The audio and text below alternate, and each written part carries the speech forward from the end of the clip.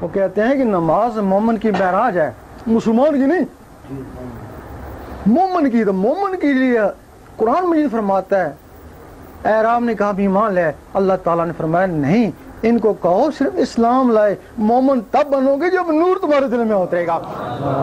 جب تمہارے دل میں نور اترا، تمہارا جو واسطہ ہے، رابطہ ہے، عرش مولا سے ہو گیا. اب صرف رابطہ ہوا ہے نا، اب نماز کس طرح جائے گی؟ جب حضور پاک شب معراج میں گئے تو اللہ تعالیٰ نے آپ کو نمازیں دیں. کیوں؟ اگر آپ کوئی نماز نہ پڑھے تو اس کی شان گھٹتی تھوڑی ہے، وہ تو رب ہی ہے.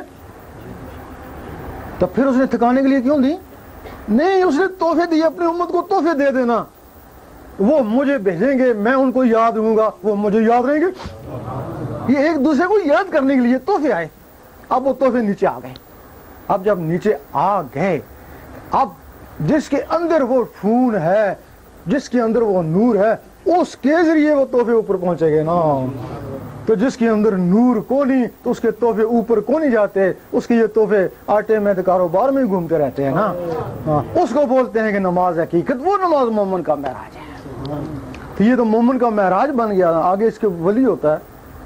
مومن تو وہاں آواز جاتی ہے نا، تو ولی تو بذات خود جاتا ہے نا.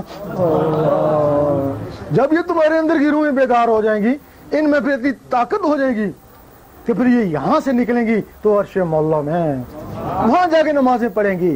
اس وقت تک سر ہی نہیں اٹھائیں گی جب تک اللہ جواب نہیں دے گا لبیک یا عبدی. اللہ، یہ سارا تمہارے اندر ہے. حضرت علی فرماتے ہیں کہ تیرے اندر ایک خزانہ بند ہے، تجھے اس کی خبر نہیں. اور یقین کرو اگر تمہیں اس خزانے کا پتہ چل جائے کہ تمہارے اندر کیا ہے، تمہیں دکھا دیا جائے، تم گھر بار بیوی بچے چھوڑ کے سب اس خزانے کی تلاش میں نکلنا. جب بڑے بڑے خاقانی کو، ابراہیم بن ادم کو یہ خزانے دکھائے گئے، انہوں نے بادشاہیاں چھوڑ گئی اور جنگلوں میں چلے.